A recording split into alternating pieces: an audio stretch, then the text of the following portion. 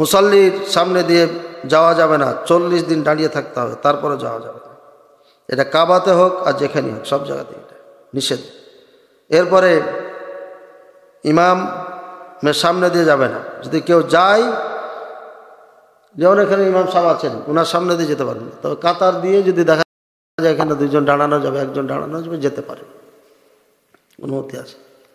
আপনি একাই সালাত পড়ছেন, আপনার সামনে দিয়ে যেতে পারবেন না।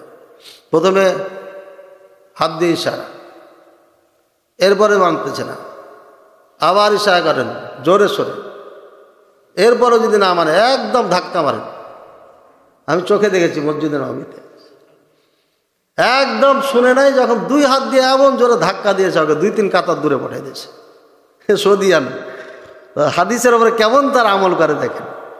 একবার বাধা দিয়েছে, শোনে নাই, আবার জোর করে বাধা দিয়েছে, শোনে নাই, আবার যাবেও। মানে মসজিদে নববী কাবায় তো যাই সবাই, ও যাবে এখন।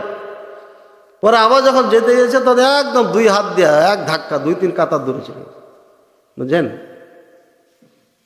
তো এই হলো হাদিসের ওপর মুদাফা শাদীদা।